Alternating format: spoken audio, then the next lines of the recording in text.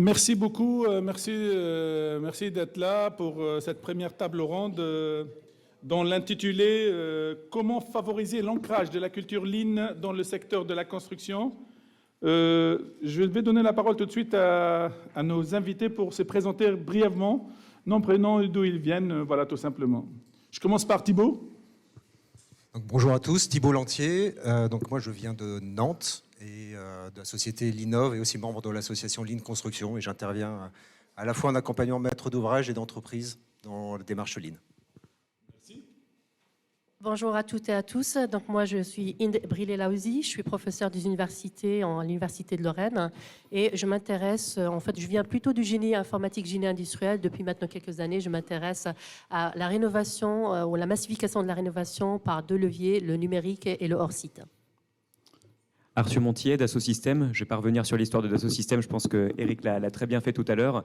Je suis en charge de la stratégie et des ventes pour l'industrie de la construction. On a 12 industries chez Dassault Systèmes, vous l'avez compris, les plus connues sont l'Aerospace and Defense et Transportation and Mobility. Et dans la construction, aujourd'hui, au sein de l'industrie, l'idée, ça va être de comment on va pouvoir packager les différentes solutions de Dassault Systèmes au niveau de la modélisation, la collaboration, la simulation, pour répondre aux besoins de différents acteurs de la construction. Perrine Geoffroy, du coup moi je suis en charge de la démarche Lean au sein de l'entreprise Léon Gross, qui est une entreprise générale de construction française. Et du coup je suis basée sur Versailles. Bonjour, Nathalie Fernandez, directrice Lean chez SPI Batignolles au niveau du siège. Donc je suis en charge du déploiement du Lean pour le groupe. Merci beaucoup pour cette brève présentation personnelle et je vous remercie pour votre présence et pour votre participation. Vous êtes diversifié et riche au niveau des parcours et les visions et les fenêtres. Je commence tout de suite par une question à qui voudra répondre. Ce sont des questions qui nous sont venues après réflexion en organisant en fait une espèce de table ronde spécialement pour ça. Quels sont les freins pour un ancrage durable dans le secteur de la construction selon vous ? Je pense qu'on a commencé à en parler déjà avec les interventions précédentes, mais on s'est nous aussi posé la question en préparant cette table ronde. Moi, je voulais commencer peut-être par deux critères de réussite, on va dire. On va voir le verre à moitié plein avant de le voir à moitié vide. Je pense qu'il y a une grosse partie de la réussite qui passe forcément par le top management, par la voie hiérarchique. Je pense que quand on a des patrons d'entreprise, des dirigeants qui sont convaincus de la démarche, on a des exemples, y compris dans cette salle, la démarche se déploie quand même plus simplement. Et je pense que la deuxième manière de pouvoir prouver que ça fonctionne, on a vu aussi un peu ce matin, c'est pour moi le pilotage par l'exemple, c'est créer des chantiers qui vont être pilotes, qui vont bien marcher et du coup on va pouvoir se dire ah bah oui voilà qu'est-ce qu'on a mis en place et puis quand on a des pairs, on va dire qu'un personne de travaux qui parle à une autre personne de travaux, ça a toujours aussi un poids qui peut être différent et en tout cas nous on constate ce fonctionnement là assez fortement. Je rejoins ce que dit Perrine. On est dans l'écosystème à vraiment convaincre toutes les deux, du coup, une entreprise en fait à aller dans la démarche. Moi, je reviendrai sur le fait justement de par l'exemple. Mais un des freins, effectivement, pourquoi c'est l'exemple ? Parce qu'il y a vraiment besoin de les accompagner en fait à mettre le pas de côté. En fait, il y a une culture qui est telle dans l'entreprise de construction, en fait, qui est un milieu quand même avec une culture orale, donc qui est à l'opposé quelque part de tout ce qui est justement processé, industrialisé. Donc, on est vraiment dans une culture orale. Pour beaucoup autodidacte. Pourquoi autodidacte ? En fait, même si on apprend plein de choses à l'école, quand on arrive sur un chantier, en fait, on en apprend tous les jours. C'est un métier qui est très, très vaste, avec plein de technicités différentes. On en parlait tout à l'heure, un écosystème, que ce soit politique, lié à effectivement toute l'organisation des appels d'offres, que ce soit technique avec toutes les nouvelles technologies qui existent aujourd'hui, que ce soit juridique et contractuel par rapport à effectivement tous les enjeux qu'il y a à gérer, etc. aujourd'hui. C'est vrai qu'aujourd'hui, en fait, de par ça, en fait, de les accompagner, de les aider en fait à mettre ce pas de côté, justement à prendre conscience en fait de ça, c'est déjà en fait la première chose en fait à faire. Aujourd'hui, il y a trop encore dans l'état d'esprit vivons bien, vivons cachés. Dans ce côté autodidacte, quelque part à standardiser, ça leur fait peur, quoi. Ça leur fait peur parce que ils ont appris d'une certaine manière. En gros, souvent c'est ça dans le BTP quand on démarre. Enfin, moi, j'ai fait une école d'ingé, j'ai été opérationnelle, j'ai gravi en fait les échelons, conductrice de travaux, chargée d'affaires, j'ai jusqu'à être directrice de centre opérationnel. En fait, en gros, tu es jeté au milieu de la rivière et puis on regarde en fait si tu arrives à nager. Et effectivement, ceux qui arrivent au bord, c'est ceux qui naturellement sont structurés et arrivent à avoir en fait des capacités en fait à s'adapter à tout cet environnement. Mais c'est vrai que du coup, on laisse de côté plein de gens en fait par rapport à ça. Peut-être que les gens qui sont là aujourd'hui, c'est des gens qui ont souffert, qui ont beaucoup donné en fait à être dans ce milieu-là. Et du coup, c'est vrai que toute la remise en question, elle est compliquée parce que ça a marché pour eux, mais ça a marché pour eux, quoi. Ils ont leur recette. Et c'est vrai que du coup, de par en fait cette standardisation, le fait de communiquer en fait ensemble, de se mettre d'accord en fait sur une organisation en fait commune, pour moi en fait dans ce que je constate, c'est déjà en fait ce côté culturel, quoi, qui est très complexe. Ce côté culturel où en plus du coup on a ce côté très patriarcal quelque part parce que on défend celui qui nous a appris. Donc voilà. Donc tout ça pour moi, je voulais en parler parce que c'est vrai que c'est quelque chose qui commence en fait effectivement par une acculturation à tout niveau. Et on fait par l'exemple à travers les compagnons, on remonte en fait la chaîne. Ce qui est top dans le Lean, c'est justement ce bottom-up, quoi, quelque part. Mais c'est vrai que c'est quand même, il y a encore beaucoup de pas à faire, quoi. Merci. Il y a... tu veux intervenir ? Oui, juste sur un point, sur la temporalité aussi de la construction et la temporalité des chantiers. Je repense à la présentation que Nicolas a fait la semaine dernière au BIMWorld et qu'un chef de chantier va toujours être dans un tambour continu comme dans une machine à laver, à gérer toujours les incidents, les imprévus. Et faire ce pas de côté, cette phase qu'on peut qualifier de phase en dehors du cycle projet, commencer à capitaliser les méthodes pour pouvoir les réutiliser, c'est ça qui va être clé aujourd'hui. Mais dû à ce problème de temporalité, un chef de chantier il passe d'un chantier à un autre, c'est toujours ce qu'il va faire, c'est sa vie, c'est son quotidien. Il a du mal à prendre un petit peu de hauteur et à se dire « Ok, ça a bien fonctionné, comment je capitalise et comment je le mets en forme pour m'assurer que sur mon prochain chantier, j'aurai moins de problèmes. » D'accord, merci. Allez-y, si tu veux. Je vais rajouter un petit mot. Là. Je vais reprendre la présentation de Glenn Ballard qui a eu lieu il y a quelques mois ici à la conférence IGLC. Et il a commencé sa conférence en montrant quelques slides sur l'état des lieux de la construction, le côté fragmenté. Et au bout de 5 minutes, il dit « Vous êtes tous d'accord avec ça ?» Oui. C'est les slides que j'ai présentés il y a 20 ans. Et du coup, effectivement, à l'issue de la présentation, c'était sur pourquoi est-ce qu'on n'a pas changé ? Pourquoi ça n'a pas été... Les espoirs qu'on avait quand on a fait ça il y a 20 ans, n'a pas plus avancé que ça. Et la conclusion principale, c'était de dire on n'a pas suffisamment formé les gens, on va dire assez tôt, et finalement on arrive dans le secteur de la construction, qu'on soit maître d'œuvre, qu'on aille dans une entreprise, avec les mêmes modèles, et on reproduit les modèles qui existaient et les reproduit. Voilà. Donc je pense qu'il y a un sujet, effectivement, dans les notions de frein, on va dire quelque chose, on va dire un déclic à faire, prendre beaucoup plus tôt avant que les habitudes se succèdent par la formation. Merci, ça tombe bien, la table ronde, il s'agit de la formation, donc on regarde ce qui se passe, etc. Donc ici, dans le panel, il y a des grands groupes comme SPI, comme Lyon Gross, mais dans la salle aussi, il y a des grands groupes également présents. Il y a aussi des PME, il y a aussi plusieurs PME qui sont dans le domaine de la construction, mais je sais, il y a des PME qui ne sont pas du tout dans le domaine, mais ils sont intéressés, en fait. Comment aborder ces sujets de formation et comment l'initier. Et cet aspect-là, je voudrais avoir votre retour d'expérience au niveau de la formation. Comment ça se passe ? Est-ce que vous pouvez témoigner à titre personnel au niveau de l'entreprise, par exemple Lyon Gross, on va commencer par Lyon Gross, si vous voulez. Du coup, je vais témoigner effectivement pour ce qu'on a mis en place dans l'entreprise. On s'est rendu compte de ces freins et on a effectivement fait la même conclusion que tous ici. Et ce que disait Thibaut, c'est finalement... pour pouvoir continuer à mettre en place et développer les sujets, il faut qu'on forme les gens, il faut qu'on leur parle du Lean, il faut qu'ils sachent ce que c'est. Et jusque-là, on prenait contact chantier par chantier et on allait sur le chantier, on créait une réunion de lancement Lean où on présentait ce que c'était que le Lean, les différents outils qu'on pouvait mettre en place. Et on faisait du cas par cas. Et en fait, on formait sur le terrain directement les gens en les accompagnant. Et on s'est rendu compte que du coup, ça faisait quelque chose qui était quand même très orienté outils, en particulier le LPS, qui est celui qui était le plus employé, que du coup, Lean était égal à LPS dans la tête de pas mal de gens. Et on s'est dit, bon, zut, il faut qu'on sorte de ça, parce que le Lean, c'est pas que des outils, c'est aussi une vraie philosophie, une vraie démarche. Et en quelque sorte, il faut qu'on casse ce qu'on vient de mettre 5 ans à instaurer. Donc, c'était quand même aussi une certaine prise de recul, nous, de l'accompagnement qu'on avait pu faire.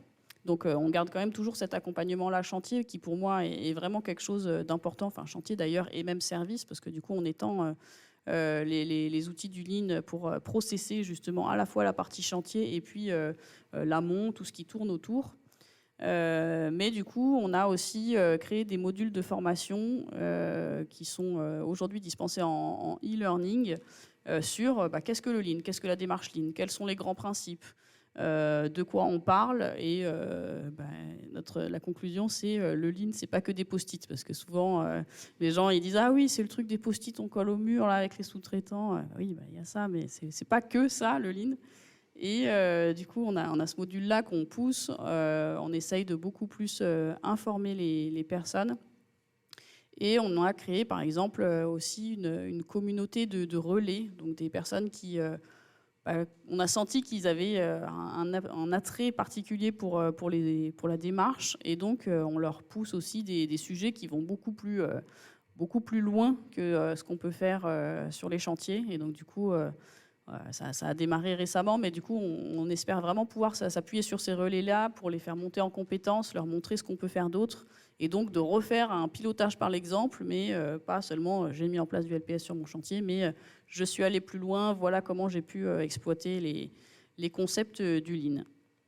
Et du coup, pour finir, ça touche surtout la partie encadrement. Et aujourd'hui, ce dont on s'est rendu compte, c'est qu'aussi la partie vraiment compagnon, terrain, on avait du mal à les intégrer dans ces formations, puisque du coup, c'est des choses qui sont en e-learning, c'est des sujets de formation plus profondes qui, du coup, il faut qu'on arrive à les détacher de leur chantier pour les mettre dans ces formations-là.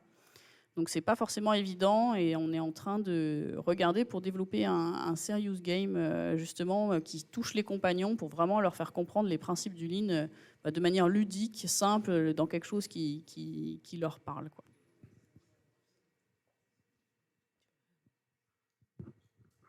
Ouais, je vais compléter un peu ce type de parcours avec d'autres types de formations qui existent, qui sont plus, on va dire, pour les entreprises de la construction, parce qu'on a parlé de Lean Construction, on parle aussi de Lean Management, on a un peu abordé le sujet. Et finalement, quand on parle de PME de la construction, on retrouve un peu... J'étais étonné ce matin quand j'entendais le système de Éric Leveugle chez Dassault Systèmes, qui racontait finalement l'évolution de Dassault Systèmes avec les mêmes problématiques de manque de visibilité, de collaboration. Et en fait, les entreprises de la construction ont les mêmes besoins de mieux s'organiser, voilà, ils disent on y arrive, mais avec quelle énergie, de mieux impliquer, de mieux collaborer avec leurs équipes. Et finalement, le Lean répond bien à ça, ce qui n'était pas forcément évident quand il y a 10 ans, on se posait la question, est-ce que le Lean est applicable aux PME de la construction? Et alors, le mode de formation qui a plutôt été choisi, notamment par la Fédération française du bâtiment, c'est plutôt de la formation appliquée, interne, plutôt des parcours, on va dire, d'accompagnement sur le terrain. Et donc, ça passe effectivement par de la formation des dirigeants, par de la sensibilisation et de la transformation des premières étapes. Et c'est par ce biais-là, on va dire, en remettant vraiment un peu l'humain, vraiment au cœur, on va dire, de l'organisation, avec aussi un peu de process, que finalement les entreprises arrivent ensemble, on va dire, à se former. Voilà. Mais c'est pas une formation, c'est vraiment une formation voilà, sur le terrain, sur le cas concret, sur les problématiques que les entreprises rencontrent, et ce n'est pas forcément les mêmes de l'une à l'autre. Merci. Il y a plusieurs modèles, en fait, ou bien des méthodes pour la partie apprentissage, en fait. Les hackathons, les challenge-based learning, les serious games, etc.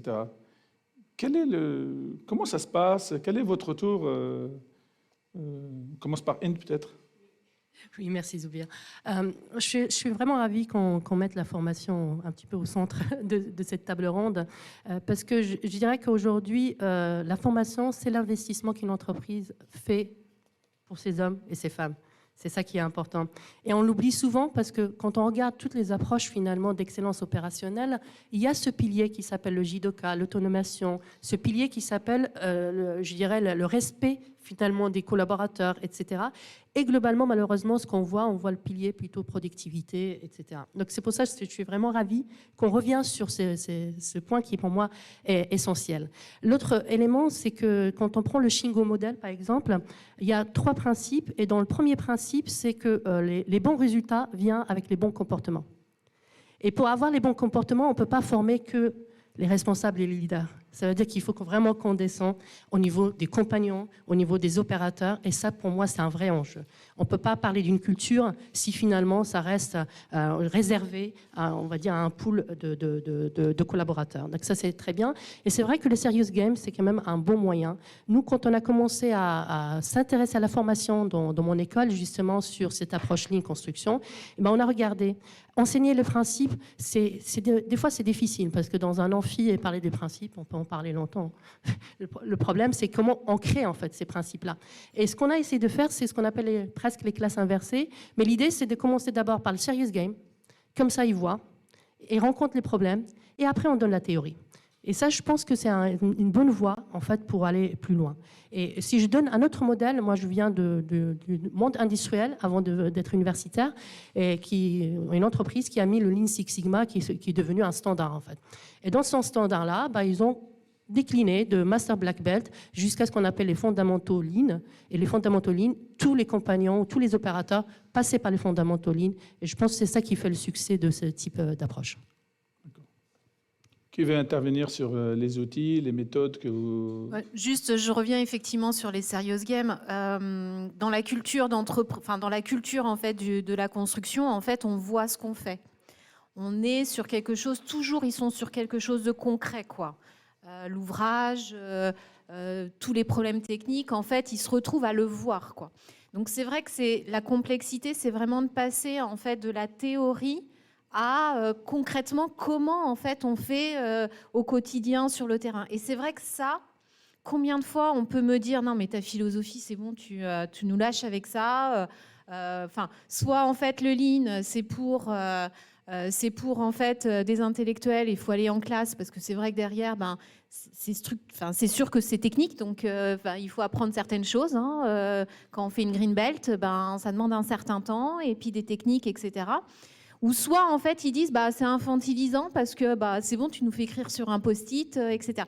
Mais le juste, en fait, milieu, c'est pas simple. Et c'est vrai que, du coup, le Serious Game, je trouve ça vraiment génial parce que, du coup, ça leur permet vraiment d'avoir ce transfert, en fait, quelque part, d'être dans une situation, d'être dans le concret, de visualiser le truc et de se dire « Ah ouais, finalement, c'est pas mal, quoi ».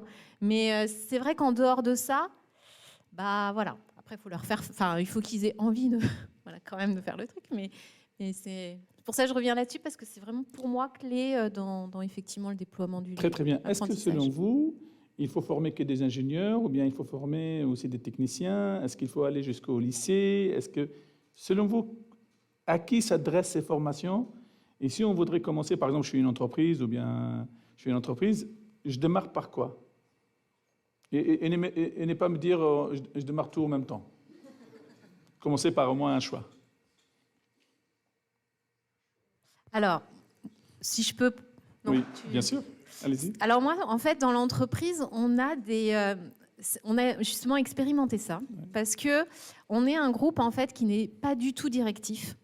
Donc, quand on m'a missionné, en fait, il y a 3 ans pour déployer le Lean dans l'entreprise, j'ai été voir chacun des directeurs généraux. Je leur ai dit, voilà, c'est quoi vos enjeux? En quoi, en fait, vous avez des améliorations à faire? Et en quoi le Lean pourrait, pour que moi, après, derrière, par rapport au Lean qui soit mis en place, que ça puisse correspondre, en fait, à cette organisation-là. Et en fait, chacun des DG, donc en fait, on a 8 métiers dans l'entreprise. Et en fait, chacun des DG a pris sa propre démarche. Donc en fait, ce qui est intéressant, c'est qu'il y en a qui sont partis vraiment du CODIR. vraiment, du top management. Et à travailler en fait, à former en fait le niveau top management et à travailler dans un premier temps plutôt des sujets qui sont liés interservices. En gros, dès qu'ils s'engueulaient en fait en codir, voilà, on va faire une démarche lean et puis on va avancer là-dessus. Et puis petit à petit en fait, là ça fait 3 ans maintenant, et petit à petit en fait on arrive sur le chantier, mais à travers toujours une stratégie. Ça a été long effectivement. Mais ça y est, en fait, ils ont embauché des ressources en fait, pour accompagner vraiment le terrain, pour se dire effectivement par rapport aux risques et opportunités qu'il y a sur le chantier, de se dire comment on fait pour que ça aille jusqu'aux compagnons. Et comment, en fait, quelque part, c'est toute la problématique, en fait, du transfert, en fait, de l'information, en fait, jusqu'à la personne qui fait, quoi, pour que le compagnon, il ait au bon moment, le bon matériau, au bon endroit, etc. C'est la finalité, en fait, de tout ce qu'on fait, le flux de valeur, c'est ça, quoi. Et puis, il y a d'autres entreprises qui se sont dit, en fait, alors, plus la construction, parce qu'effectivement, ils ont, comme vous, en fait, ils ont démarré beaucoup par le LPS, et pour eux, le Lean, c'est le LPS. Donc eux, en fait, ils ont déployé qu'au niveau chef de chantier, conducteur de travaux. Donc c'est aussi efficace. Par contre, effectivement, comme vous, c'est plus difficile en fait d'aller sur cette culture risque et opportunité, que ça se porte en fait justement dans plus vers le top management qui pourra eux encore, quand on parle de Lean, c'est encore LPS, quoi. Donc voilà, donc il y a encore des pas à faire, mais j'ose espérer que maintenant, du coup, il puisse y avoir les échanges. Après, au niveau des écoles, c'est top, quoi. Oui, je vais en parler après sur la partie école également. Thibaut, tu veux intervenir? Ouais, je vais revenir dans le monde de la PME et pour reprendre quelques témoignages. Je dirais pendant longtemps, effectivement, j'étais plutôt aussi dans une logique de dire il faut forme du haut, effectivement, c'est nécessaire, comprendre, instaurer un peu la culture lean. Mais après, quand on voit effectivement les témoignages d'entrepreneurs qui décident à un moment de mettre en place du lean management chez eux, qu'est-ce qu'ils ont comme frein? Déjà, le premier frein, c'est le mot lean, pour qui effectivement, c'est pas facile. Ça veut dire quoi? Ça parle pas.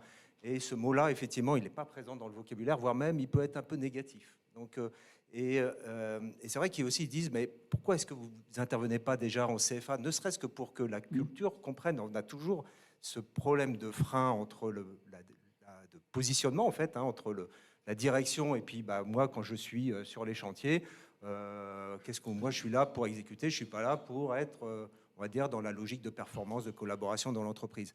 Et cette culture-là, ils en ont vraiment besoin. Ils en ont vraiment besoin pour faire passer les messages, pour faire en sorte que cette dynamique managériale prenne bien, qu'il n'y ait pas de frein. Et donc, je pense qu'effectivement, de plus en plus, il faut au moins qu'on explique ce que c'est le mot, ce que ça veut dire la culture lean à tout niveau, qu'on soit compagnon, qu'on soit dans l'apprentissage et qu'on comprenne ce que ça veut dire. C'est pas forcément toutes les entreprises qui vont passer le pas tout de suite, mais au moins qu'il n'y ait pas ce frein culturel quand un entrepreneur décide de mettre en place une démarche lean chez lui, quoi, et qu'il puisse l'appeler lean sans problème. Oui. Oui, et là, je vais complètement te rejoindre sur cet aspect-là. C'est parfois le lean est considéré comme un gros mot et une terminologie. Donc, j'ai envie de dire, on a été parfois opportuniste sur finalement les problèmes qui étaient sur, que ce soit sur une usine, parce que la construction lean, pour moi, c'est aussi, on a parlé de hors-site ce matin, ça va être aussi la mise en place d'une démarche lean au sein de l'usine et sur les chantiers. Et quand on met le doigt finalement sur les problèmes, on a parlé de sécurité, on a parlé de problèmes de temps sur les chantiers, de management du temps, de management de la planification, sans parler de lean et être à l'écoute et finalement, au fur et à mesure, venir montrer que voilà, finalement on peut faire des économies de matière. Bon, on est dans la gestion des déchets. On va pouvoir mettre une coordination générale en place avec un meilleur pilotage grâce au digital. On en parlera un peu plus tard. Et c'est en amenant par rapport à une problématique qui est vécue au quotidien qu'on amène cette démarche lean et finalement mais oui, le lean c'est ça. Et on a vraiment cet aspect-là. Et je prendrai l'exemple d'un préfabricant de murs et de dalles béton qui me disait, j'ai été engagé pour diriger cette usine. Et la première chose que j'ai mis en place, c'est j'ai organisé l'usine afin qu'on évite d'aller chercher tous les outils n'importe où. Finalement, juste en mettant ça en place, il avait gagné 20% du temps de ses équipes en agençant mieux les plans de travail de ses équipes. Et pour tous les compagnons, ce n'était pas du lean, mais ils commençaient à mettre en place cette démarche au fur et à mesure. Merci. Je rebondis rapidement sur ça. On parle beaucoup de hors-site, on parle beaucoup de la digitalisation, on parle également du green. Il y a beaucoup de choses, en fait, en termes de formation, il y a beaucoup de formations à faire. est-ce que le Lean, il doit être transversal selon vous, ou bien est-ce qu'il y a une formation Lean spécifique? Inde? C'est une bonne question. Merci. Donc pour Elle était me pas laisser écrite. pour me laisser le temps de réfléchir, j'avais juste envie de rebondir déjà sur ce qui a été Tu dit peux. avant. C'est que globalement, moi, c'est mon expérience de Lean Six Sigma, en fait. C'est rendre tangible. Ce que j'entendais depuis tout à l'heure, c'est rendre tangible. C'est ça qui va permettre qu'on puisse former facilement, en fait. Quand on commence à saisir, on peut former plus facilement. Et un des éléments intéressants dans Lean Six Sigma, c'est qu'on raisonne projet et on raisonne avec le Y, la sortie, en fait. Quels sont les critical to quality? Une fois la personne sait qu'est-ce que ça va lui apporter, et ben en général, il va aller plus loin dans les principes, etc. Donc revenir, et ça a été dit aux conférences ce matin, c'est qu'est-ce que ça va me rapporter en fait? Je pense que ça, c'est assez important. Il ne faut pas l'oublier comme dimension. Alors moi, je fais du génie industriel. Dans le génie industriel, on a tendance à dire c'est interdisciplinaire, pluridisciplinaire, quelle que soit je dirais la formation, il faut du génie industriel. On a eu beaucoup de mal à avoir des formations dans les écoles d'ingénieurs de BTP. Ça commence un petit peu. Donc, plutôt une formation générale autour de l'organisation. Quand on parle des paradigmes d'organisation, il y a ces approches Lean parmi d'autres approches. Donc, je pense que je la vois plutôt comme ça. D'accord. Quelqu'un veut intervenir? Oui, je peux rejoindre. J'ai effectué une école de commerce. On avait ces aspects lean management. Il y a différents. Il y a la notion du lean en général, et après il va y avoir les cas d'usage et les mises en application que chacune des écoles et des disciplines qui vont être enseignées vont devoir prendre en compte.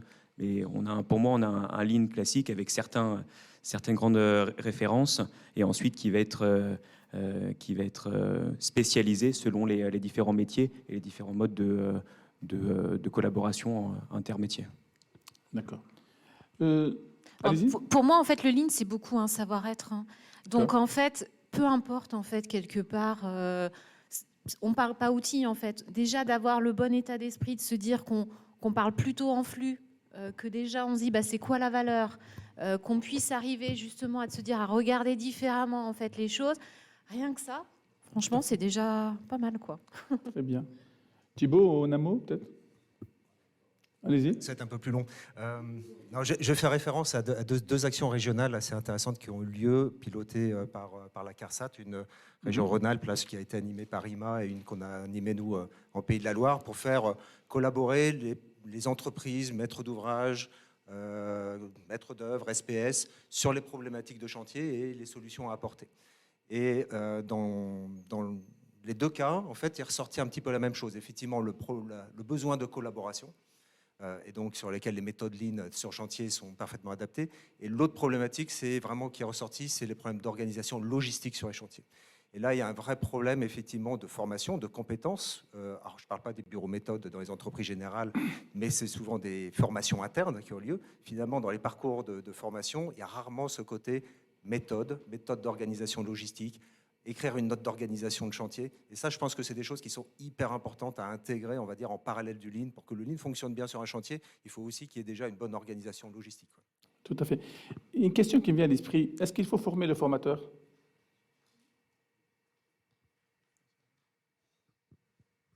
Je pense que c'est une vraie question. En tout cas, nous, on a vraiment le sujet, parce que du coup, on est une équipe Lean en interne qui formons du coup sur les chantiers.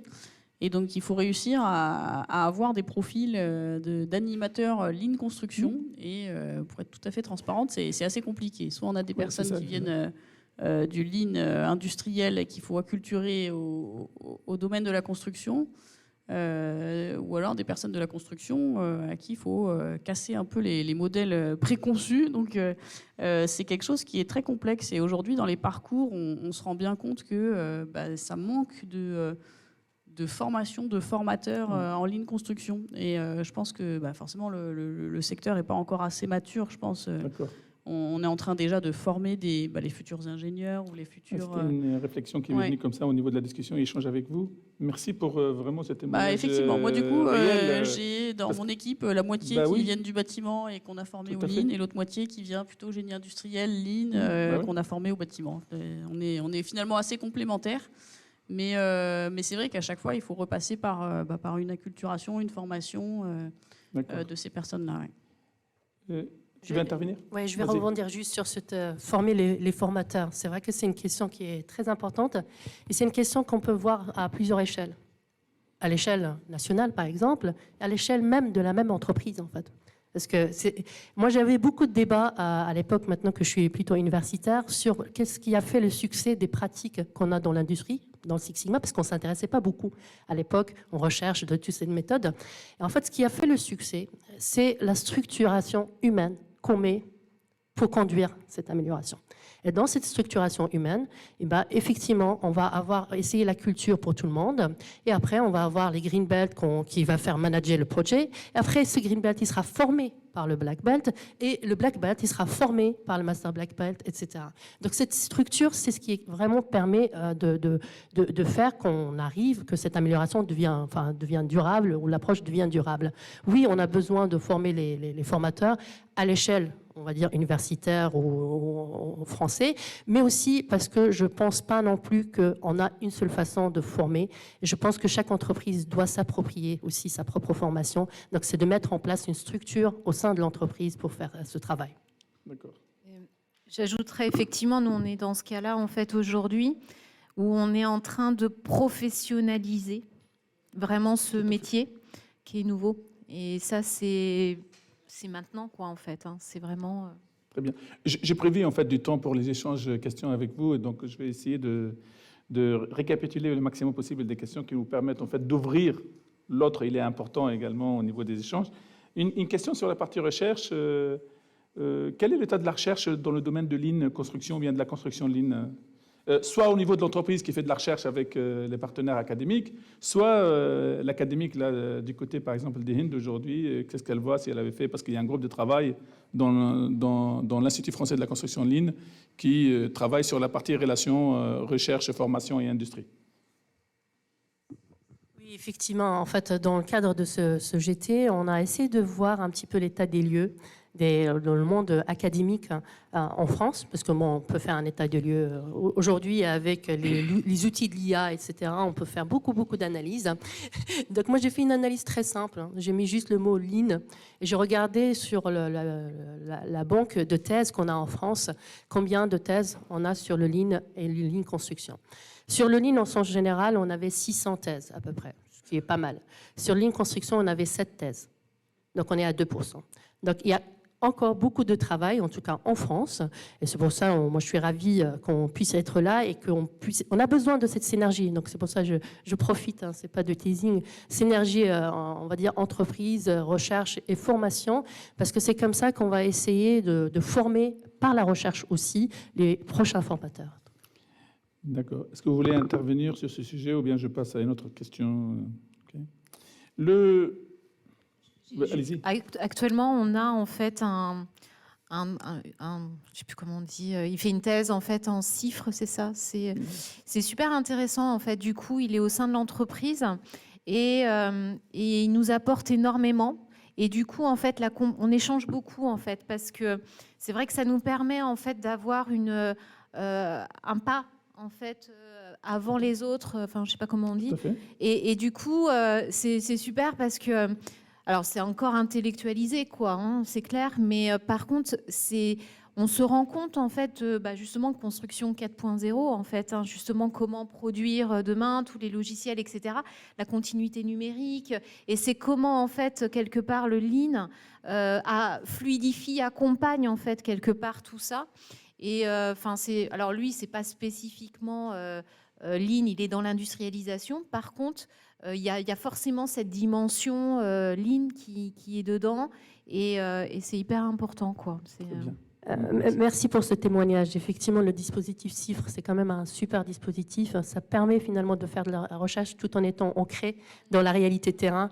Donc, c'est vraiment un super dispositif. Merci pour... Ici, au présent, on a uniquement pour Vicenti. On a un professeur qui nous vient de l'Université d'Alberta, Vicente, qui est spécialiste de Lean et de construction 4.0, les deux contractés.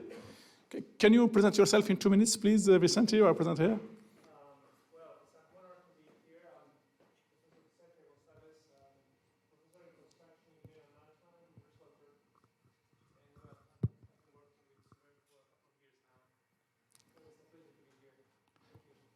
Thank you so much. Zofia, can you present yourself, please? Hi there. So, Dr. Zofia Bukowski, I'm at Texas A&M University, Department of Construction Science, and was educated in the world of lean at UC Berkeley, and now I'm teaching there. To a large extent, I practiced for a number of years, and I found that there were a lot of the siloization of our industry in architecture and engineering and construction created a lot of tension and challenges, legal challenges, and so lean is a wonderful way to bring together people in a way that you're working really toward the conditions of satisfaction of the client. And so it's, I do a lot of lean simulations. I specialize in lean simulations and also large-scale 3D printing, robotics in large-scale 3D printing. Thank you. Can you present yourself, please, Mr. Alam Osman? Good morning, everyone. It's great to be here. It's great to see you all. I've dreamed of this event for a long time. I've been working with Zubia since 2015. And as you can probably hear, I'm based in England. And I've been working with Lean for, I don't know, 22 years now. And it's making a huge difference in all sorts of places, and I hope it's going to make a huge difference here in France and in the Francophone countries as well. Thank you so much. Merci beaucoup. Ce sont des collègues en fait, qui sont impliqués dans la partie construction Lean depuis plusieurs années, principalement à IGLC également, qui nous ont aussi aidés à pousser à construire en fait, cet institut, et nous sommes très heureux qu'ils soient présents aujourd'hui et pendant plusieurs années pour partager en fait les expériences. Comme j'avais dit, professeur Vicenti, il est spécialiste de tout ce qui est Lean et l'impact sur la partie digitalisation et tout ce qui est nouvelles technologies. Zofia, elle est spécialiste de tous les serious games, sur toute la synthèse des serious games qui sont là. Nous avons participé, par exemple, nous, pendant le Covid, à une dizaine de profs au niveau mondial de travailler comment former à distance pendant le Covid aussi. C'était des choses qui apparaissaient. Et Alam Osman, qui est spécialiste, il a participé à la Viligo. C'était parmi les concepteurs de Viligo qui est également ici présent.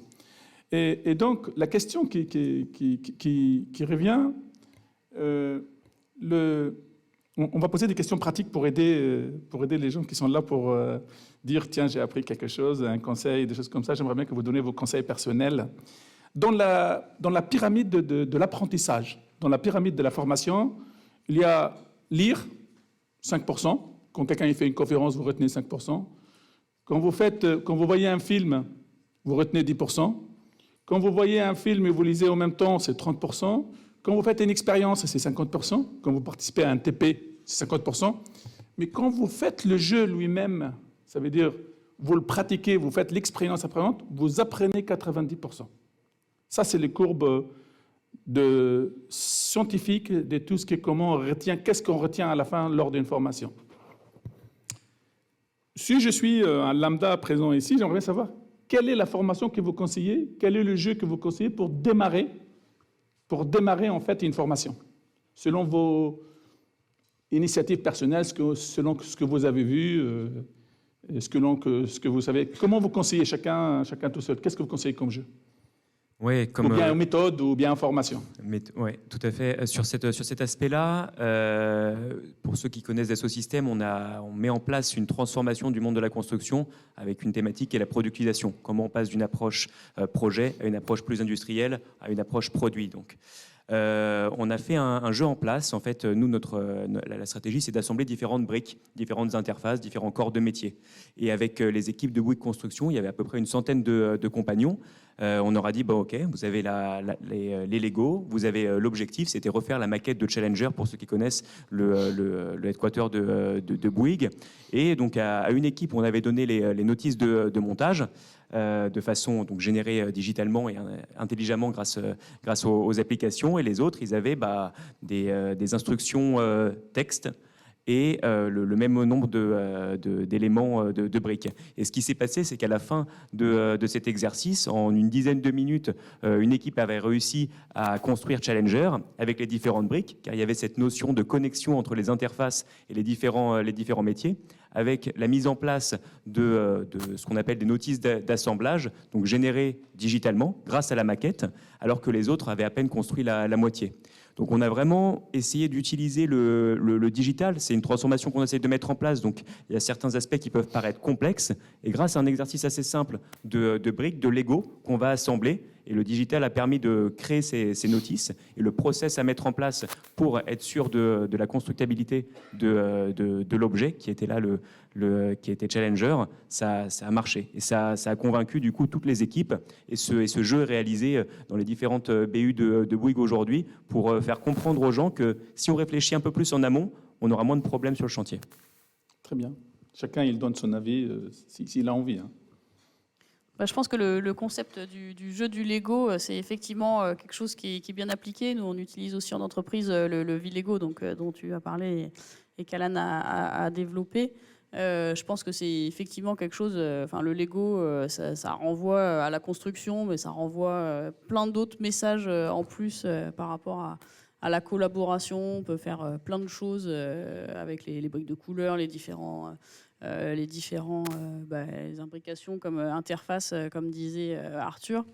Je pense que ça, c'est un vrai support. Donc, moi, c'est peut-être le jeu par lequel on a commencé, nous, dans l'entreprise.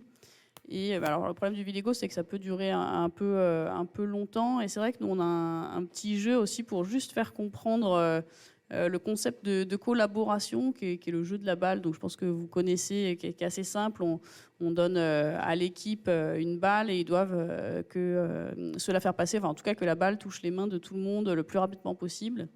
Et avec ce petit jeu qui dure 5 minutes, le but, c'est de se dire justement comment est-ce qu'on parle ensemble, comment est-ce qu'on écoute les idées de tout le monde, comment est-ce qu'on collabore. Et puis, du coup, la première fois, ils n'ont pas forcément d'objectif. On leur dit juste, voilà, faites passer la balle. Et ensuite, on dit, maintenant, il faut que ça aille 2 fois plus vite. Et c'est vrai que moi, j'ai un participant la dernière fois qui m'a dit, c'est super, on s'est rendu compte que quand on n'a pas d'objectif, on se challenge beaucoup moins que quand on en a un. Au début, il nous paraît ambitieux. Mais en fait, le fait qu'il soit affiché, qu'il soit partagé, qu'il soit commun à tout le monde, et du coup, on va tous mettre en œuvre des nouvelles stratégies auxquelles on n'aurait pas osé penser, on n'aurait pas fait le pas de côté, justement. Et c'est ça qui va nous pousser à sortir du cadre. C'est le fait d'avoir cet objectif. Donc je pense que c'est un jeu qui est rapide, simple à mettre en place, qui coûte rien et qui apporte quand même beaucoup. Ouais. Merci.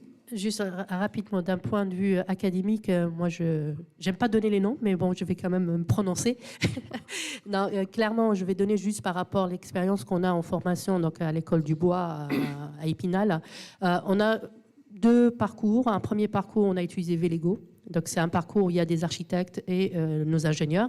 Et un deuxième parcours qui est plutôt le parcours de l'école d'ingénieurs. Et c'est là où on a développé avec un collègue, en s'aidant par le CIPE, un nouveau jeu, parce qu'on voulait prendre en compte les spécificités de la construction bois et le hors-site. Et l'idée, c'était vraiment de ne pas former que sur le lean chantier. D'ailleurs, on ne parle pas de lean construction, on parle de lean chantier, lean management et lean manufacturing. Donc, faire vraiment cette succession du management au chantier. Merci. Thibault ? Clairement, quand on fait des parcours, des formations lean management, le jeu de la balle, pour commencer, il est radical. Voilà. Et ça marche très très bien. Et finalement, on dit, on n'est pas plus intelligent après qu'avant. Pourtant, effectivement, en collaborant, en réfléchissant, en mettant en place effectivement cette dynamique d'amélioration, ça fonctionne bien. Voilà. Sur les parcours plus lean construction, formation lean construction, c'est vrai que ça fait peut-être 8-9 ans que je fais des formations et c'est beaucoup évolué. J'étais à 90%, on va dire, d'exemples, de concepts. Maintenant, je fais peut-être 20%, on va dire, et tout le reste, c'est de la simulation ou de cas d'études. À chaque fois, c'est sur la partie, effectivement, alors le jeu du Lego est très bien pour commencer. Et puis après, effectivement, c'est un cas d'étude pour construire un planning chemin de fer, un cas d'étude pour construire une organisation logistique, un cas d'étude pour parler d'une démarche qualité. Et donc, ça, c'est très bien parce qu'effectivement, on se rend compte qu'on fait du concept et puis après, on commence à faire un planning chemin de fer. Et puis là, on a des étudiants, ingénieurs qui disent, c'est quoi le tact déjà ? On va parler pendant 1 heure là, mais bon, voilà. Et on se rend compte qu'effectivement l'apprentissage marche beaucoup mieux effectivement à partir du moment où il y a un exercice à faire. Et on sort de ça effectivement avec une bien meilleure pédagogie. Ouais. Alors, après 3 ans du coup de recul, nous du coup depuis au niveau des formations, en fait, vie Lego, j'aime un peu moins. J'aime un peu moins parce qu'en fait, ça focalise trop effectivement sur le LPS. Donc en fait, je fais plutôt un jeu de LeanOffice. Parce qu'en fait, alors après, ça dépend des niveaux. Hein. Bien sûr. En fait, on est dans une organisation dans l'entreprise où du coup, je colle en fait, j'aime beaucoup en fait, je trouve les ceintures. Alors après, ça se discute, mais moi, j'aime beaucoup parce que je trouve que c'est visuel. Tout le monde connaît les sports, enfin les arts martiaux, etc. Donc j'aime bien. Donc en fait, on catégorise chez nous en fait tout acteur en fait Lean qu'il ait soit fait une sensibilisation, participé à un projet d'amélioration. Voilà, bah, du coup, en fait, il est catégorisé en fait par rapport en fait à une couleur chez nous, donc blanc, jaune, vert, quoi, et noir. Et donc, c'est vrai que pour ceux qui sont niveau green, on passe beaucoup de temps en fait plutôt sur du LeanOffice. C'est un jeu en fait qu'on fait parce que à ce niveau-là, quand on est sur des directeurs d'exploitation ou quand on est, enfin ce qu'on appelle dans le BTP, hein, voilà, c'est très très hiérarchisé. Hein. On évolue, c'est pas encore très collaboratif. Hein. On est quand même très voilà, pyramidal. Et c'est vrai que quand on travaille au niveau des directeurs d'exploitation, des directeurs de projet, des directeurs de pôle, de services support, ben c'est vrai que le LeanOffice c'est top parce que du coup ça permet vraiment d'avoir un langage commun. Parce que pour moi, en fait, je l'utilise beaucoup en langage commun parce que souvent, ils ne se comprennent pas. C'est des problèmes de communication. Et de travailler purement, en fait, du coup, sur un jeu de LeanOffice, c'est magique, quoi. Effectivement, ça leur permet de comprendre « Ah, mais ouais, en fait, toi, tu fais ça. » Et toujours par rapport à cette valeur de chaîne de valeur. Alors, on termine par un jeu comme vous avez fait en bois. En fait, on a adapté un peu à nous ce qu'on appelle on fait du remblai. En fait, voilà, on crée un ouvrage hydraulique, un ouvrage avec des notions environnementales, on dévie un ruisseau, etc. Il y a des enjeux qu'on est en train de maqueter avec nos propres outils qui sont dans l'environnement du suivi de chantier. Hein, voilà.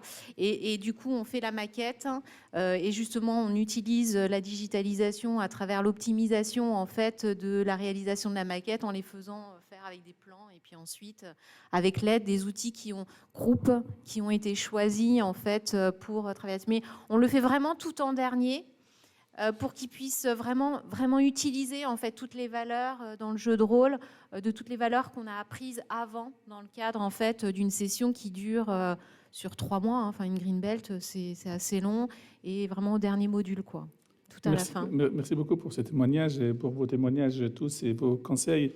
Il y a énormément de recherches appliquées qui est faite dans le domaine de l'ingénierie pédagogique à l'échelle européenne et à l'échelle également canadienne et à travers d'autres pays. Nous, on essaie de partager en fait, dans le cadre de l'Institut ailleurs, qui est vraiment très intéressante. Nous, actuellement, dans les systèmes universitaires et les écoles d'ingénieurs, on applique beaucoup des nouvelles méthodes pédagogiques sur les aspects collaboration, sur les aspects montage de projet, management de projet, et surtout quelque chose de très important qui devient fondamental en termes de stratégie européenne, c'est la notion des compétences, et définir les compétences, mesurer les compétences et les liens entre les compétences. Ça, c'est vraiment des choses dans toutes les formations actuellement, le démarrage en France, et on va essayer de le partager avec vous tous. Vous êtes tous membres de l'Institut français de la construction de Lean et je vous félicite de l'être. Et avant de passer en fait aux échanges au niveau des questions, j'ai abordé toutes les questions, même la question de digitalisation numérique. Arthur, il avait bien répondu, donc, sans que je lui pose les questions, donc il n'avait pas besoin de moi. Et avant de terminer de votre côté, est-il possible, s'il vous plaît, chacun de vous, à titre personnel, c'est quoi en un mot les Lean pour lui? Lean pour lui, c'est quoi? Est-ce que je vous donne des mots comme ça?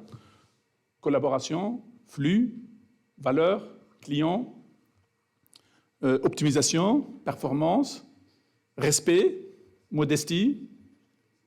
C'est quoi le Lean, selon vous, à titre personnel, en un mot? Il fallait les challenger quand même, hein, sinon... Si je devais choisir qu'un seul mot, moi je choisirais collaboration. Du coup. Très bien. État d'esprit, ça fonctionne? État d'esprit, oui. Vous avez le droit de... J'ai donné des hypothèses, c'est tout, mais c'est ce que vous voulez. J'ai appris le mot que j'aurais aimé mettre. Non, je dirais plutôt le respect, en fait, le respect de l'humain, le respect de la structure, de l'organisation, le respect de l'environnement, le respect. Devoir en mettre un autre, je vais mettre sérénité. Sérénité? Merci. C'est ton choix. C'est le mien aussi. Sérénité. Sérénité aussi, deuxième choix. Moi, je suis rentrée dans le Lean pour ça, justement, Très pour bien. apporter de la sérénité. Merci beaucoup. Et maintenant, on passe aux questions. On a quelques publics. Il suffit de se présenter et allez-y. À vous. Oui, on vous entend, je pense. Oui.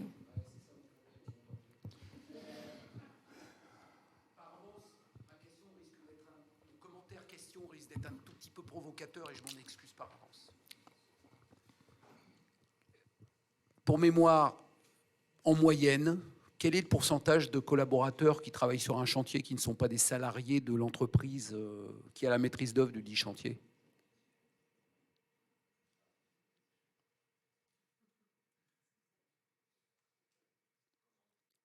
Et ma question n'est pas claire?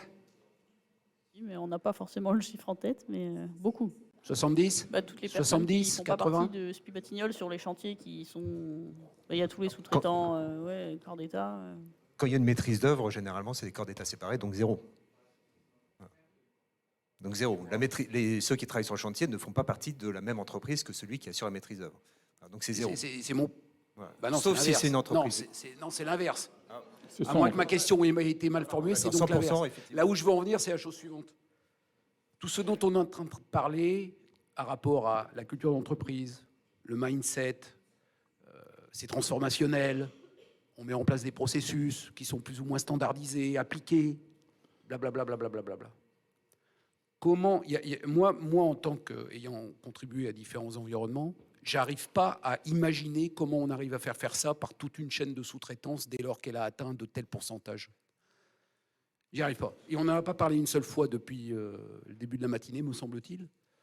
Et je ne pouvais pas résister à l'envie de lancer ce débat qui n'a pas d'issue. Hein. Parce que vos directions générales, elles ne sont pas près de réinternaliser, je ne crois pas du moins. Mais personnellement, je pense que c'est un obstacle majeur. Et je l'ai vécu personnellement, pas en France, mais dans une grande entreprise de votre industrie, à l'étranger, qui avait la volonté top-down de se transformer bout en bout. Et quand on en est arrivé au constat que 90% des gens qui travaillaient tous les jours sur leur chantier étaient des salariés d'une foultitude d'entreprises sur lesquelles ils avaient zéro contrôle, et ben le programme de transformation, il a capoté en 3 minutes. Oui, Donc voilà, je provoque un peu et je m'en oui. excuse. C'est effectivement Eric, un vrai frein du concept. C'est notre industrie est totalement morcelée, éclatée, avec un tissu de PME qui est énorme en fait. Enfin, il y a un nombre d'entreprises dans le bâtiment qui est colossal, et donc le jour où tout le monde sera lean, c'est pas demain la veille, ça on est d'accord. Après, je pense qu'on peut quand même mettre en place des process, des choses qui permettent de structurer. Ce sera jamais parfait, et certes, on n'arrivera pas à faire du lean à tout le monde, mais si déjà, nous, en tant qu'entreprise générale, on réussit à mettre en place des choses qui impliquent tout le monde, qui permettent de la collaboration avec les parties prenantes avec lesquelles on travaille, en tout cas, pour moi, je pense que c'est déjà un premier pas. Effectivement, ce ne sera pas l'adoption massive de tout l'écosystème. Hein, mais... Je peux me permettre. Donc, pour moi, le lean, c'est pas d'accident. Zéro risque pour des accidents. Et la raison pour que je dis ça, c'est parce que chez les industriels, on sait que 90% de nos accidents mortels ou des blessures viennent de nos sous-traitants. Et donc, si on ne travaille pas sur cet aspect risque, optimisation de risque ensemble, avant qu'ils arrivent sur le chantier, on a ces accidents. Okay? Et donc, si je peux me permettre, j'ai vu comment le lean est pratiqué dans pas mal de pays, avec le hors-site ou sans hors-site. Dans les pays scandinaves, le lean, c'est d'abord la sécurité de chantier. C'est là où il y a la première interface, en effet, entre ceux qui gèrent le chantier et les sous-traitants. Parce qu'ils vont regarder ensemble ce qu'ils ont à construire et ils vont regarder où sont les risques majeurs. avec les outils, les procédés que toi, tu vas mettre en œuvre sur ce que quels sont les risques et qu'est-ce qu'on peut regarder ensemble pour les diminuer. Et donc là, les gens, ils ont une raison pour être là, pour discuter, parce qu'on parle des outils, on parle de sur comment les matériaux vont être acheminés, on parle de comment la coactivité va être gérée, et les gens sont au rendez-vous. Donc moi, j'étais étonnée, en effet, de ne pas du tout attendre cet aspect dans votre discussion, parce que je ne sais pas si vous vous souvenez de ma World Class Manufacturing, le premier pilier qu'on a, à part le mindset, etc., c'est la sécurité. C'est la sécurité. Il faut que les gens, quand ils arrivent, ils peuvent rentrer chez eux. Et après, sans faire des dégâts environnementaux, etc. Mais la première chose, c'est ça.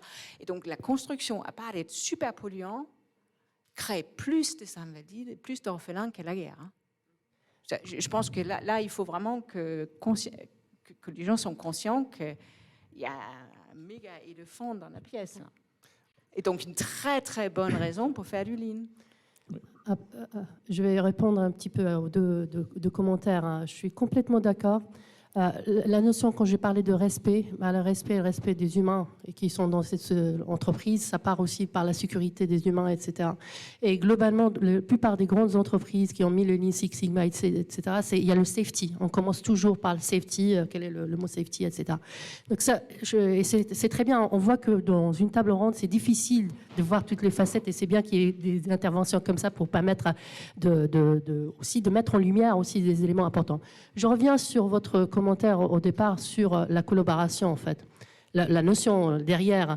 Quand moi, je commençais à m'intéresser au Lean Construction, je viens du Lean Six Sigma industriel, etc. Et je me suis dit, c'est quoi les différences? Et effectivement, la grande différence, c'est cette notion d'avoir plusieurs, finalement, intervenants. On n'est pas dans la même entreprise. On a une entreprise, je dirais, étendue. Et c'est pour ça on a peut-être, par biais, on ne l'a pas abordé, parce qu'il y a énormément. Ça a commencé par le LPS, et LPS, c'est quoi derrière? C'est la collaboration. Et c'est peut-être pour ça qu'on voulait remettre en lumière les autres élément. Il y a un autre élément, c'est que souvent on se dit, bon, c'est complexe, comment on peut travailler avec on va dire un chantier où il y a énormément d'intervenants externes, etc., et qu'il faut qu'on prenne la pratique industrielle pour les mettre en construction. Moi, je dis, depuis que j'observe la construction, je dis c'est un super contexte, parce qu'aujourd'hui, dans le monde industriel, on commence à vouloir travailler justement en entreprise étendue. On va commencer peut-être à travailler comme la construction, en fait. On a un nouveau projet, et pour massifier la réponse, etc., on va se mettre tous ensemble pour répondre à ce projet-là. Donc, il y a aussi des expériences à prendre, finalement, de la construction, parce qu'ils ont, jusqu'à maintenant, ça a travaillé comme ça. Il y a des difficultés, mais on y arrive à travailler tous ensemble. Juste un élément aussi complémentaire par rapport à l'aspect risque. Dans le BTP, il y a à peu près, effectivement, 2 fois plus d'accidents que la moyenne nationale. Et 75% des accidents, ce sont des accidents de chute de plein pied, de chute de hauteur et de manutention. Et le risque des outils à la main, c'est 15% à peu près. Donc le risque principal, effectivement, il est lié à l'aspect environnemental, l'organisation dans laquelle on est. C'est pour ça qu'effectivement, tout à l'heure, effectivement, je parlais d'aspect très complémentaire, absolument nécessaire. Et ce qui ressort, effectivement, c'est l'aspect organisation logistique. Quand je mets logistique, c'est pas que plus, c'est aussi toute la partie sécurité. Comment est-ce qu'on va acheminer, par où on va passer, quels moyens mécanisés on va mettre en place. Et cette approche méthode, on va dire, elle est très importante, à la fois d'un point de vue sécurité et aussi en termes de gaspillage de temps. Voilà, il y a les 2 aspects. Et c'est vraiment un sujet effectivement important qu'on ne peut pas dégager effectivement d'une approche ligne de collaboration autour du planning. Il y a aussi toute l'approche de dire, mais comment est-ce que chacun a prévu d'approvisionner? Comment est-ce que ça va fonctionner? Quels vont être les flux physiques, humains, matériels, matériaux sur un chantier? Voilà, donc c'est un point effectivement très important et sur lequel je pense qu'il y a de la formation à faire sur le sujet, très clairement. Voilà. Il y a des formations, voilà, ça a été fait en partie, il y a plein d'outils qui ont été élaborés pour bien faire ça, voilà, par les différents groupes de travail. Donc ça existe, la matière est là, la connaissance est là, par contre c'est la diffusion qui manque. Si je peux...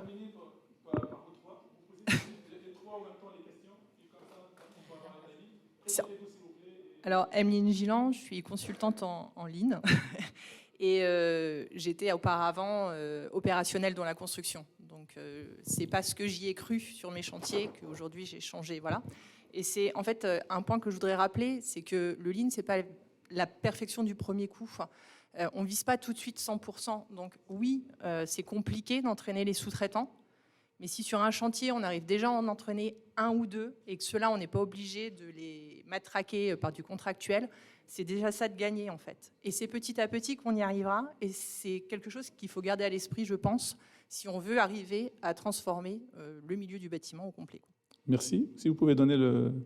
Vous pouvez vous présenter et poser la question si c'est une question. Bonjour, Ila Mouzani. Je suis consultante en gestion de performance et en transformation digitale. Ce que vous dites, ce que vous avez proposé me fait réfléchir, en tout cas la remarque d'Éric Leveugle. Dans d'autres secteurs, notamment par exemple le secteur de l'informatique, puisque j'en viens, une entreprise, en particulier les grandes entreprises, pour pouvoir faire appel à des sous-traitants, ils ont souvent prévu des programmes de certification, des programmes d'entraînement, de la formation, et c'est une carte d'entrée absolument incontournable, sans aller jusqu'à parler de normes qui seraient carrément imposées au niveau public, mais est-ce que dans le domaine de la construction, c'est quelque chose d'envisageable? Je sais que c'est un domaine qui est très particulier sur les chantiers. Néanmoins, est-ce que les grandes entreprises ne peuvent pas justement donner le là et commencer à mettre en place des sortes de programmes certifiants, enfin des formations qui sont le passage obligé pour leurs partenaires? Merci. On va poser la dernière question, puis après on répond à toutes les questions. Dernière question. Fabrice, si tu peux te présenter, s'il te plaît. Donc bonjour, Fabrice Verroir, je suis ingénieur-chercheur pour le LIST, donc c'est un centre de recherche au Luxembourg. Ça fait plus de 12 ans maintenant que j'accompagne des entreprises en France, Luxembourg, Belgique. Et je voulais faire deux choses. Juste un petit commentaire par rapport à l'aspect, le Lean, c'est pas que le LPS et le lien avec la logistique. Juste livrer un petit témoignage, c'est que j'ai vécu une expérience sur un chantier. On avait une équipe avec laquelle on avait mis en place du LPS. Et c'est vrai que c'était très dur de faire adhérer les sous-traitants. Ça prenait, mais ça prenait péniblement, on va dire. Sur ce même chantier, avec ces mêmes sous-traitants et avec ces mêmes équipes, on a mis en place du kitting. Et en fait, là, le sous-traitant, finalement, il savait que s'il donnait la bonne info et s'il jouait le jeu, le lendemain matin, il allait rentrer dans son appartement, il avait son cadeau à déballer, il était content.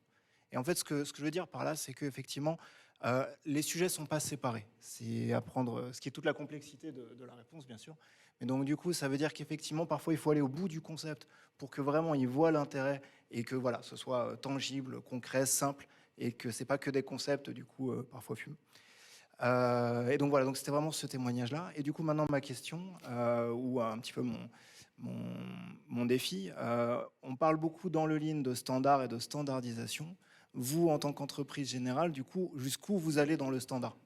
Moi, par exemple, j'ai vécu les incontournables chez Bouygues, etc., quand il a fallu supprimer les échelles ou autre. Bon, jusqu'où on va aujourd'hui pour mettre le Lean comme un standard? Est-ce que parfois, ça risquerait pas d'être trop aussi, de créer de la réticence? On prend les questions dans quel sens? Ce que vous voulez. Ok. Oui, il y a surtout deux. Ouais. Sur la deuxième, ok. Pour répondre aux démarches qui sont mises en place par les entreprises, je vais revenir sur la temporalité en fait des projets et à la typologie des projets. Et ce qu'on voit un peu partout dans le monde avec les différentes entreprises de construction, temporalité, j'ai un projet défini où je vais avoir 200 sous-traitants qui vont venir travailler pendant les 2 ou 3 prochaines années. Et il n'y a pas encore ce qu'on peut appeler dans le milieu industriel, ces workshops de pré-cadrage, de définition de comment on va travailler tous ensemble sur un chantier. Ils n'ont pas le temps. Ils n'ont pas le temps. Quand on prend quelqu'un on va prendre le carreleur qui va arriver en fin de projet, il ne sera jamais là aux réunions de lancement. Par contre, si le digital a pu lui partager la bonne information sur comment il allait poser ses carreaux pour faire de l'optimisation de matière en amont, d'une façon numérique, on peut arriver à standardiser ces démarches-là. Et cette acculturation prend du temps. Il faut savoir essayer de travailler de plus en plus dans un écosystème avec des partenaires restreints. Quand on prend les grandes entreprises générales, il y a pas mal de contrats qui sont mis en place avec les différents fournisseurs, où on a déjà des niveaux de collaboration qui sont plus définis. Mais c'est encore le monde du bâtiment qui a cet aspect-là. Par contre, quand on regarde certains modèles anglo-saxons et leur façon de travailler, il y a des responsables de l'eau qui ont leurs sous-traitants, leurs équipes qui savent exactement comment travailler. Donc il y a parfois à s'inspirer aussi des autres géographies pour répondre à cette question-là. J'essaie de répondre aussi à la première question. Donc c'est vrai pour la notion effectivement de sous-traitance et d'accréditation ou en tout cas peut-être effectivement de certification. On a deux cas, hein. Le cas où effectivement c'est une entreprise générale qui va pouvoir choisir ses sous-traitants, et puis l'autre cas où on est encore d'état séparé et où celui qui donne le tempo par rapport à ça, ça va être plutôt la maîtrise d'ouvrage. Et aujourd'hui, effectivement, si je pense qu'il y a quelque chose à faire pour améliorer l'ancrage, c'est vraiment essayer de passer par ces organisations professionnelles représentantes des maîtrises d'ouvrage pour réussir à les inciter, on va dire, est-ce que peut-être l'IFCL peut être un peu moteur là-dedans? On a la FPI, on a le SINA, on a l'USH pour les bailleurs sociaux. Je pense que ce sont des gens, effectivement, sur lesquels il faut qu'on puisse... ce sont des relais hyper stratégiques, voilà, sur lesquels, effectivement, il peut y avoir de dire comment est-ce que j'intègre et je fais en sorte que derrière, il y a toute une chaîne d'organisation qui va suivre. Voilà, parce qu'effectivement, on a besoin, on va dire, à la fois de bien organiser le chantier, mais aussi d'avoir des gens, quand ils vont venir, qui suivent un certain processus, une certaine façon de faire. Un autre biais, effectivement, là qu'on commence à envisager avec la Fédération française du bâtiment, c'est de travailler par la notion d'assurance, par la SMA BTP, on va dire, qui pourrait peut-être dire, tiens, si il y a une forme de certification, on va dire, de l'entreprise qui a fait un processus peut-être de démarche Lean ou pas, je vais baisser, on va dire, un peu les cotisations parce que j'ai confiance dans son processus, dans sa façon dont il va gérer la qualité, sa sinistralité, son accidentologie. Voilà, donc ça, c'est aussi un autre moyen, on va dire, c'est un autre biais, on va dire, qui peut amener, on va dire, à acculturer, on va dire, quelque part un peu les entreprises pour quelque part un peu ancrer cette culture dans notre secteur. Je reviens sur la notion de standard. C'est vrai que c'est un vrai sujet, comme je le disais tout à l'heure. Je rebondis sur le fait qu'on est dans une culture très orale, vivons bien, vivons cachés. La data, déjà, c'est un vrai enjeu. Hein. Pouvoir capter la data, qu'est-ce qui se passe sur le chantier et après toute l'appropriation de la data, qu'est-ce qu'on en fait, à quoi ça sert, éviter les doubles saisies, etc. Parce qu'on a encore beaucoup sur du papier, Excel, etc. Et du coup, c'est vrai que, en fait, par rapport à ça, le Lean, en fait, ça aide, mais c'est qu'une brique, en fait. Là, aujourd'hui, dans l'entreprise, on est, et beaucoup d'entreprises de BTP, hein, c'est pas juste Pipatignol, c'est l'ensemble, se questionnent beaucoup, effectivement, sur l'organisation globale de l'entreprise. Parce qu'effectivement, tout ça, c'est une culture qui doit changer, une organisation d'entreprise qui doit changer, qui doit aborder différemment justement toutes ces nouvelles générations qui arrivent. Il y a un vrai choc des cultures, en fait, hein, entre, comme je le disais tout à l'heure, hein, une entreprise très patriarcale, hein, qui sont encore dirigées par des gens qui ont eu un autre vécu du BTP par rapport à ce qui se passe aujourd'hui. Donc, il y a en fait ce décalage. Et c'est vrai que c'est des projets de transfo. Aujourd'hui, toute entreprise de BTP est en pleine justement transformation pour justement recréer ces standards. Recréer ces standards qui permettront justement de mieux communiquer, avoir un flux de valeur que chacun puisse voir. Aujourd'hui, c'est clair, quand on fait un état des lieux dans l'entreprise, franchement, c'est un métier qui est très courageux. Tout le monde travaille énormément, il passe énormément d'heures. Et c'est vrai que quelquefois, ça déçoit quand on voit le résultat. On a des marges en fait qui sont faibles, quoi. Et c'est vrai qu'on sent aujourd'hui en fait, par rapport au sens. Le sens, c'est ça. On dit plus, voilà, fais ça et réfléchis pas, quoi. Il y a besoin de sens. Et en fait, ce sens aujourd'hui, quelque part de dire, je dépense de l'énergie, mais je veux que le résultat, en fait, il soit à la hauteur. Quelque part, c'est une prise de conscience qui est là. Et en fait, c'est vrai que tout ça, c'est une transformation qui est énorme. Nous, on l'a engagé, beaucoup d'autres entreprises l'ont engagé. C'est du temps long. Et le Lean, en fait, crée un terrain très favorable à tout ça. Ça, c'est une brique qui est importante parce que ça commence, en fait, justement, ne serait-ce que par tout le savoir-être qu'on dit, le collaboratif, le pas de côté, c'est en fait une brique qui permet de faciliter ça. Par contre, effectivement, pour avoir de vrais standards, c'est de l'organisation qui vient de la direction, c'est une culture d'entreprise qu'il faut qu'il change, c'est tout un tas de choses. On y va tous, hein, tout le métier en fait est concerné par ça. Maintenant, voilà, c'est long. On y va vers. Je vais finir peut-être juste par une note un petit peu conceptuelle, c'est vrai, sur cette notion de standardisation, parce qu'on en parle dans l'Institut, en fait, par rapport même les autres approches. Est-ce qu'on ferait des certifications, etc. Moi, je vais juste, quand je suis sortie un petit peu de mon monde numérique, hein, parce que je crois beaucoup au numérique, hein, et voir un petit peu ce qui se fait au niveau de management, des organisations. J'avais lu un livre super intéressant de Mintzberg sur les structures et les dynamiques des organisations. Il a observé énormément d'entreprise, et il a essayé de tirer les invariants. Et en fait, ce qu'il explique, c'est que toute activité humaine suit deux principes. Ce qu'on essaye de faire, c'est diviser les travaux en tâches et après coordonner ces tâches-là.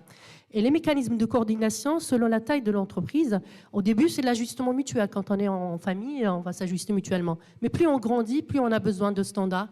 Et ces standards, c'est soit le standard de produit, processus ou qualification. Moi, je crois beaucoup à la qualification, et ça passe par la formation. Merci beaucoup. Avant de clôturer la table ronde, je voudrais vous dire que donc on va passer à la phase déjeuner ici. Donc vous êtes invités au déjeuner. Et après, il va y avoir 3 ateliers. Je vais les citer. Premier atelier qui aura lieu ici, c'est comment réussir votre mise en flux. Nous avons l'honneur d'avoir M. Boutillon, M. Benquet, Mme Mustif, M. Baudard et M. Font, qui sont les participants dans ce premier atelier. Deuxième atelier, juste à côté au B, c'est optimiser la performance par la digitalisation, le mode projet dans le BTP à travers le prisme de l'information. On aura l'honneur également d'avoir Mme Verkruis, M. Auclair, M. Boss, M. Bien-Aimé et M. de Roubaix.